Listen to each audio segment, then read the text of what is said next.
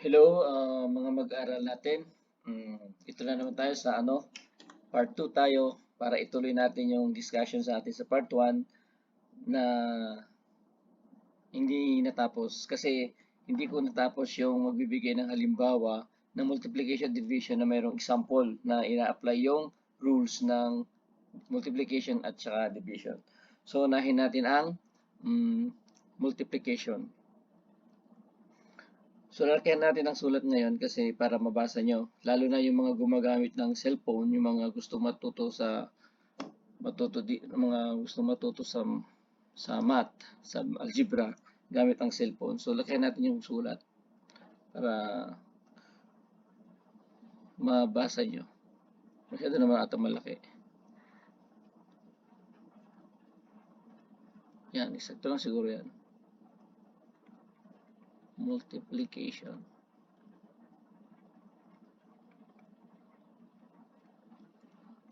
Sa multiplication, mayroon tayong notation tinatawag. Ano ba yung notation? Ito yung symbol na nagre-represent sa salitang multiplication. Ang una dyan is, may tatlo yan. Yung una dyan is yung x. Yan is, ibig sabihin yan is multiplication. Yung dot. Yung dot, yan ibig sabihin is multiplication. At saka yung open and close parenthesis. Yan yung tatlong notation or symbol ba tawag dyan? Basta yan yung tatlong notation na ginagamit sa multiplication. Halimbawa, ito, 2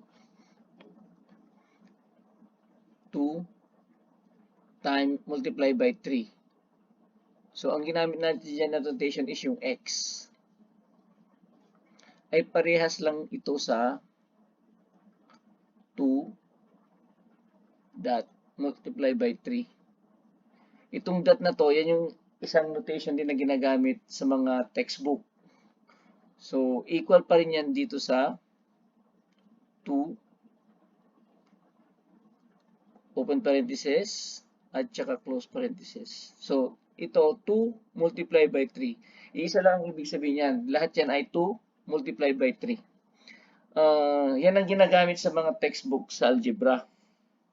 So, dapat alam nyo yan. Para pag nakita nyo is alam nyo kagad. Ma-identify nyo. So, halimbawa, magbigay tayo ng example. Kapag mayroon kasing mga sign yung number, pag may mga sign na positive or negative, madalas na ginagamit is close in open parenthesis. Katulad nito. Halimbawa, 2. Dito sa unang example, na 2 times 3, parehong positive number ito. So, di ba sabi natin dito sa rule ng multiplication dito, yung first rule, positive number multiplied by positive number, the result is positive number. So, dito sa, ito, okay, i-consider natin ito as rule number 1. Ito yung rule number 1. Ito ay magiging 6. Okay, so, lahat yan ay positive, positive. Hindi na natin sinulat yung sign niya doon sa kaliwa. So, matik yan ng mga positive. So, positive 6 pa rin. So, sa rule number 2, gamitin na, kasi sa rule number 2, mayroon ng negative eh. Halimbawa, positive number, multiply mo by negative number. Kapag ganyan may mga sign kasi, mga negative positive number, madalas na magandang gamitin ko dyan is yung open and close parenthesis. Kasi naisiseparate niya yung lalo na pag negative, yan, negative 3, naiintindihan mo na yung negative 3 is belong doon sa 3. Yung negative is belong to doon sa 3, hindi yan yung operation. So, ang kanyan is 2 multiply by negative 3. Ang pangit naman kasing tignan kapag ganito.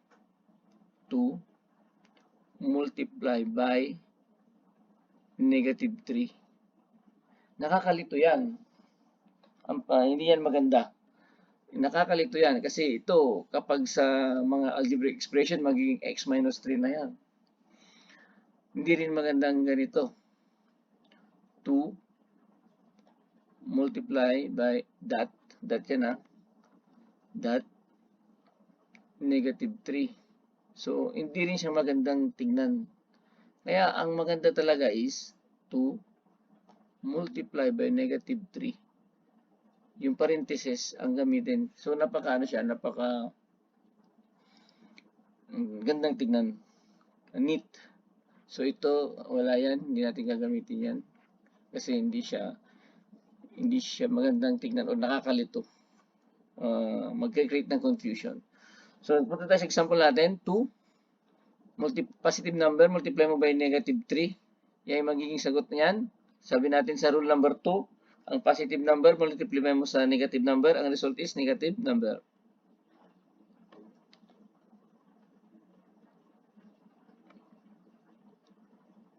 Sa multiplication, basta multiplication ng two different sign ng number, is automatic yan na negative ang result. Kahit ito. Number 3, negative 2. Multiply by 3. Sabi natin, different sign. So, negative 6, matic. So, number 4. Rule number 4. Negative 2 multiply by negative 3. Ang sagot niyan is positive 6. Dahil sa rule number 4, ang sabi natin, negative number multiply mo sa negative number is positive 6. They are both ang sign nila parehas. Pag may nag-multiply mo, ang result is positive. So, yan.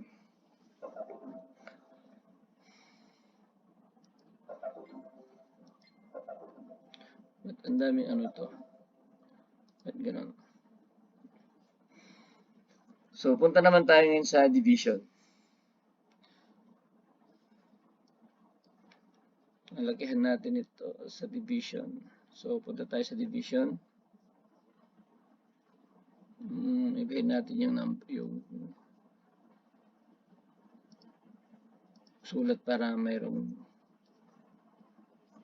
separate. So, sa division naman tayo. Division. Sabi natin na ang mga rules ng division at saka multiplication ay parehas lang. Di ba? So, pero, kung mayroong notation ang multiplication, mayroon ding notation ang division. Mayroon rin siyang tatlong notation. Ito yung bar. At saka yung original na notation na ginagamit natin sa elementary. Yung division na symbol na yan. At saka yung slash. Yan. Na makikita yan sa mga textbook. Yung mga notation na yan. Halimbawa, magbibigay tayo.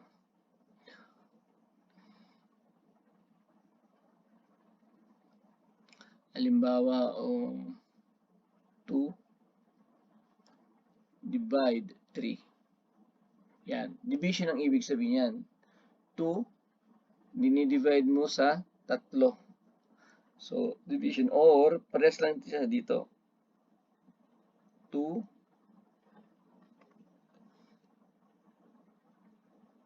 divide by 3. So, pares lang yan. At saka pares din siya dito. 2 slash by 3. Yan. So, pare-pares lang ibig sabihin yan. Yan yung tatlong notation sa division na ginagamit sa algebra. So, punta tayo sa example. Yan, hindi natin gagamitin yung example na 2 divide 3 kasi hindi yan whole number. Kasi kung 2 divide 3, magiging fraction yan. Point something kapag sa decimal. So, for the purpose of example, gagamit tayo ng whole number na kapag dinivide mo. So, ang gagamitin natin is, for the example purposes, gagamit tayo ng whole number. Let's say, 10 divided by 2. Sa rule number 1, positive number, i-multiply mo ng positive number, the same number, ang result ay positive. So, 10 divide 2 is 5. Ang sign, positive. Kasi both number are positive. So, automatic, positive. Sabi natin ng rules na kapag magkaparehas sila ng sign sa division o tsaka multiplication, ang result ng ang sign ng kanyang result ay positive. So, huwag na natin isulat kasi automatic positive na yan.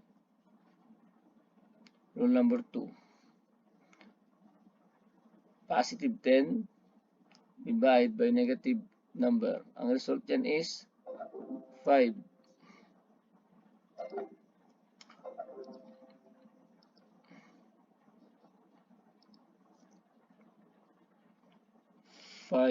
Pero ang sign niya is negative kasi division ng magkaibang sign, positive at saka automatic na negative. Sa rule number 3, pag sinabi niyang negative number, halimbawa negative 10, divide mo ng positive number na 2, at sila ay magkaiba ng sign, positive at negative, automatic yan na negative ang result, which is 10 divided to 5. Ganun din dito sa rule number 4, negative 10.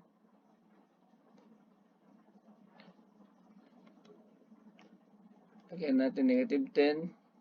Divide mo ng negative 2.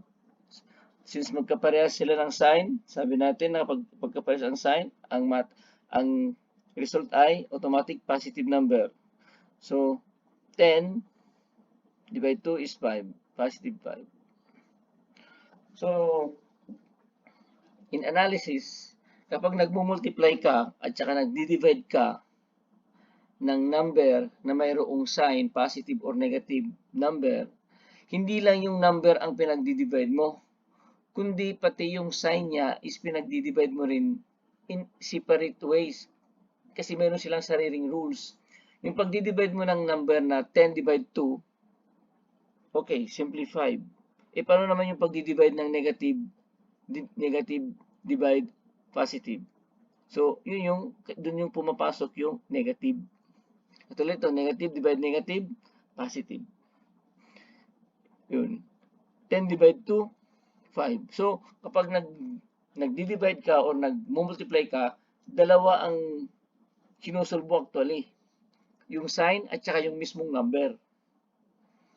Nagdi-divide ka na sa sign, nagdi-divide ka pa sa number, ganun din sa multiplication. Pinag-multiply mo na yung number, pinag-multiply mo pa yung sign nila para makuha mo yung tamang result. Ganun yun. So, ngayon, i-apply natin itong i-apply natin itong lahat ng natutunan natin sa algebra. Itong operation na ito na positive, negative, in addition, in multiplication, and in division. So, paano kung makakita ka ng isang ganito?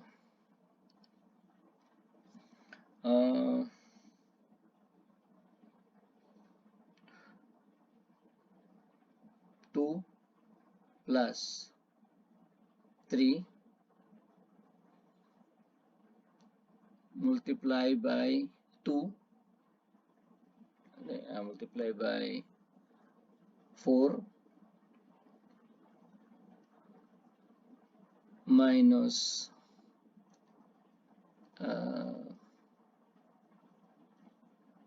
5 divide 3. So, paano mo isosolve yan?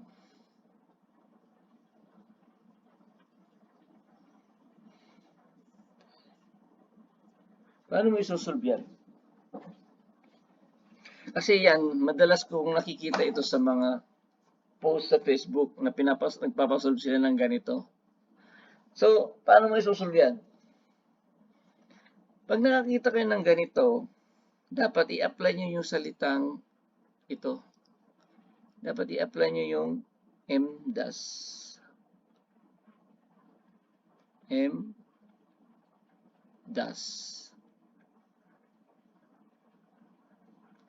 Ano tong M-DAS? Rules din ito ng mathematics o ng algebra. M-DAS. S means subtraction.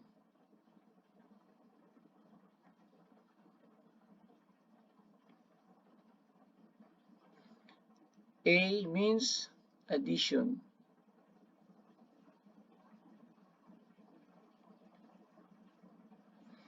Then D, ibig sabihin yan is division.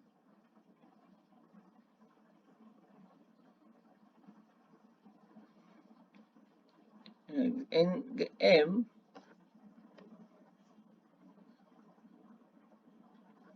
ibig sabihin yan is multiplication.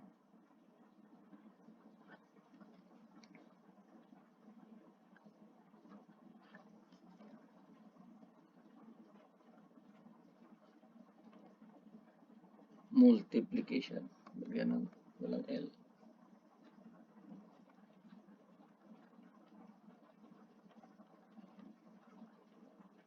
Paano ginagamit ang MDAS? Paano ina-apply yan? I-apply mo ang MDAS sa pamagitan ng from left to right. So, ibig sabihin, kapag nakita mo ito, itong 2 plus 3 times 4, minus 5 divide 3 is equal to, una mong i-apply dyan yung multiplication. Ibig sabihin, i-apply mo muna yung multiplication. Sunod mong i-apply is yung division. Tapos, ang sunod mong i-apply is yung addition. And ang sunod mong i-apply ay subtraction. So, for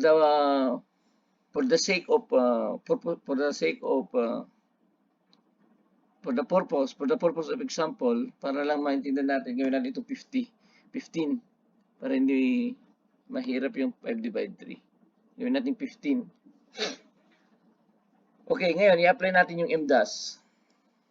So, sabi niya, i-apply natin yung from left to right. So, M muna i-apply natin, multiplication. So, ibig sabihin, una natin i-apply yung merong multiplication. Gawin natin to.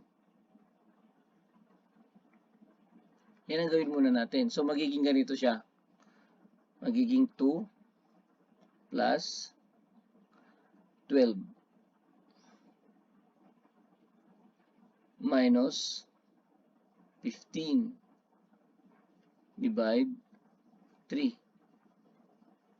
Yan. So, na-apply na natin yung M. Ngayon, i-apply naman natin yung division. Sabi niya, division naman. So, saan yan ang division? Ito. So, i-apply muna natin yung division. So, magiging ganito siya. 2 plus 12 minus 15 divide 3, 5. Oh, so, na-apply na natin yung division. Na-apply na. Ngayon, ang sunod natin i-apply is yung addition. So, ang addition is ito. So, ang addition, ito. Ito yung sunod natin i-apply. So, magiging 14 minus 5. So, na-apply na natin yung addition. Ang last natin i-apply is yung subtraction. So, sabi niya, 14 minus 9 is simply like 9. So, ito yung sagot. Ito yung answer is 9. Yan ay applicable yan kapag yung expression na ito, itong expression na ito, is nakita mo siya ng biglaan. Nakita mo siya sa isang papel. Pinapasolve sa iyo sa isang papel or sa test question or sa questionnaire, i-apply mo ang MDAS. Pero pwede mong i-apply yung pag dinidictate naman sa iyo ng personally or katulad sa mga Battle of the Brain, tatanungin ka ng yung nagtatanong kung anong sagot nito, i-apply mo yung individual na computation nito. Halimbawa, 2 plus 3, 5 times 4, 20, minus 15, 5 divide 3, 1 point something, ganon. So, pwede mong i-apply yung ganong method kung yun ay dinidictate sa'yo.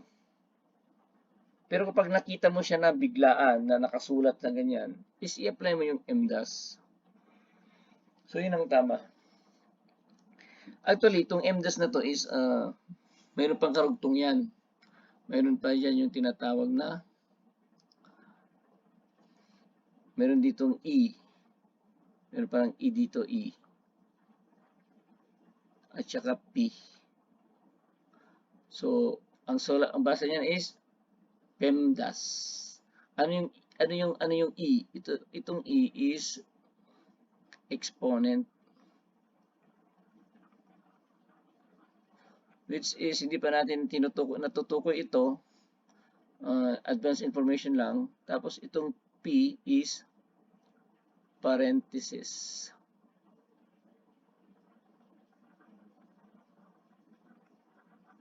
Okay.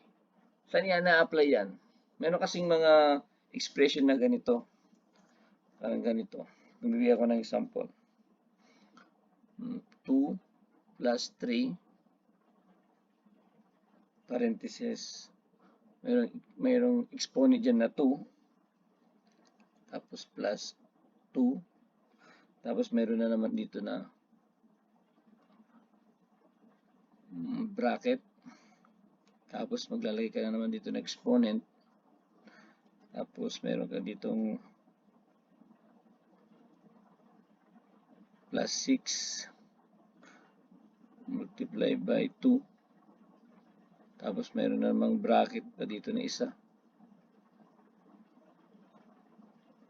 Na ganyan. So, paano mo isosolve yan?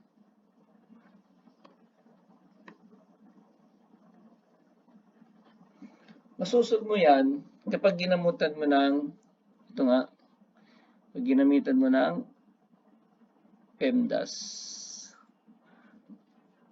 Pag ginamitan mo ng PEMDAS, anong ibig sabihin? Una mong i-apply yung parenthesis. So, alin dyan yung parenthesis? Ito. Ang parenthesis dyan is ito. Yung nasa loob ng parenthesis. Yung 2 plus 3. So, magiging 5 yan. 5 square plus 2. Since wala ka ng parenthesis, kasi natanggal mo na yung parenthesis na ito, natanggal mo na kasi ginamitan mo na, in-apply mo na sa loob. So, itong bracket na ito, pwede mo nang gawing parenthesis ulit yan. Pwede na. Tapos plus 6 times 2. Tapos itong column ba to? Column na to, pwede namang papalitan niya ng bracket. So, magiging ganyan. Ngayon, sabi niya, so, paano po pababawasan ito? So, mayroon ka na namang parenthesis, di ba? So, unahin mo na naman yung nasa loob ng parenthesis. Unahin mo na sa loob ng parenthesis. So, ganito magiging itsura niyan. Yung nasa loob ng parenthesis is magiging 25. Kasi 5 square is 25 plus 2. May square na naman dun. 6 times 2.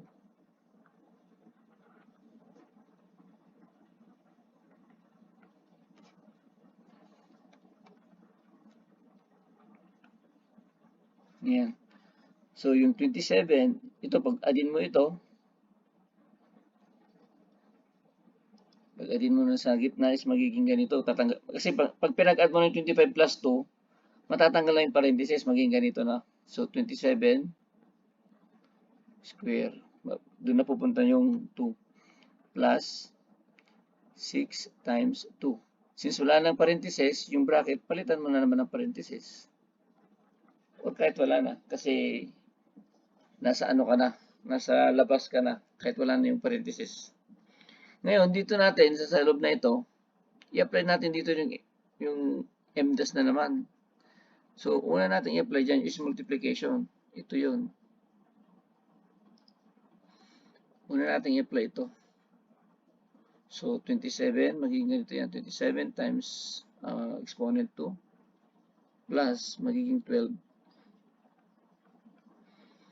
So, ang sagot niyan, 27 squared. Ang 27 squared is, calculate tayo. 729. So, 729 plus 12. So, ang sagot niyan is, yun carry 1, 741. Yan ang sagot niya. Ganun. So ito, pahapyaw lang ito kasi hindi pa tayo napupunta sa exponent, parenthesis, and something something. So pahapyaw lang ito. Pero makakarating tayo doon. Kapag pinagsama-sama mo na kasi itong rules ng addition, subtraction, multiplication, division, pag pinagsama-sama mo na yan, at papasok ka na yan sa mas complicated na mga expression or mga equation. Katulad nga nito, naging complicated na kasi papasok na dyan yung pinagsama-sama mo na. So may mga rules na naman dyan. Yun nga, sinabi natin yung IMDAS. Isang rules yan na kapag nagsama-sama na ang mga operation na yan. Ngayon, kapag nagiging complicated pa, yun, sinasama na naman yung parenthesis at saka exponent. Which is yung exponent is madadaanan natin sa susunod. Kasi yun na yung mga susunod na topic. Habang lumalayo ka kasi sa algebra, naging complicated. So, kapag hindi mo naintindihan yung unang topic sa algebra at lumayo ka na ng topic, mas lalong hindi mo na maintindihan. So, dapat sa una pa lang sa rules ng positive and negative numbers pagdating sa mga addition, subtraction, multiplication, division, dapat kabisado nyo na yan, alam nyo na yan, yung mga rules na yan. Yan yung basic. Kasi pag pumunta tayo sa mas malayong topic at hindi nyo naintindihan yun, ay nako, magkakalito-lito na kayo. So, hanggang dyan muna. So, maraming salamat. Hanggang sa muli.